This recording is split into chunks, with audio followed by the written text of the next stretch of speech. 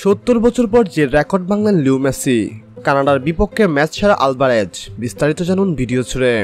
জাতীয় দলের জার্সিতে টানা ১৩ ম্যাচ ধরে ছিলেন গোলহীন। কানাডার বিপক্ষে কোপা আমেরিকার উদ্বোধনী ম্যাচের শুরুর একাদশে থাকবেন এমন নিশ্চয়তা ছিল না, কারণ স্কোয়াডে থাকা অন্য স্ট্রাইকার লাউতারো মার্টিনেজ আছেন দুর্দান্ত ফর্মে। সর্বশেষ প্রীতি ম্যাচে গুয়েতমালার বিপক্ষে করেছেন জোড়া গোল, কিন্তু আর্জেন্টিনার প্রধান কোচ লিওল্যান্ড স্কলোনির চিন্তা ছিল ভিন্ন। ভরসা রাখেন জুলিয়ান আলভারেজের উপর। কানাডার বিপক্ষে লিওল্যান্ড মেসি আর অ্যাঞ্জেল ডিমারিয়ার সঙ্গে আক্রমণের দায়িত্ব তুলে দেন ম্যান সিটির এই স্ট্রাইকারের কাঁধে, আর সুযোগটা ভালোভাবে কাজে লাগান আলভারেজ।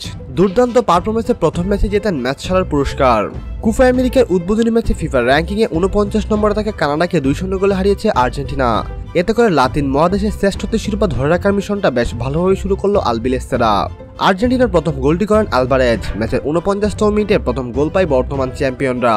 মেসির কাছ থেকে কানাডার বক্সের ভেতর বল পান মিডফিল্ডার অ্যালেক ম্যাকঅ্যালিস্টার। তিনি সুবিধাজনক স্থানে দাঁড়িয়ে থাকা জুলিয়ান আলভারেজকে বল দেন। ১০ গজ দূর থেকে ডান পায়ের শটে আর্জেন্টিনার প্রথম গোলটি করেন ম্যান সিটির এই স্ট্রাইকার। ৭৬তম মিনিটে তার পরবর্তীতে মাঠে নামানো হয় লাউতারো মার্টিনেজকে। দ্বিতীয় গোলে অবদান রেখেছেন লিও মেসি। ৮৮তম মিনিটে সরাসরি অধিনায়কের থ্রোপাস থেকে আর্জেন্টিনাকে দ্বিতীয় গোল উপহার দেন এই স্ট্রাইকার।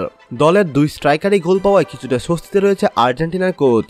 এদিকে মাঠে নেমেই ৭০ বছরের রেকর্ড ভাঙলেন লিও মেসি। কোপা আমেরিকায় সর্বোচ্চ ম্যাচ খেলার রেকর্ডটি গড়লেন তিনি। লিওনেল মেসি এখন পর্যন্ত সর্বোচ্চ ৩৪ ম্যাচ খেলেছেন, যা ইতিহাসে কোনো ফুটবলারই খেলতে পারেননি।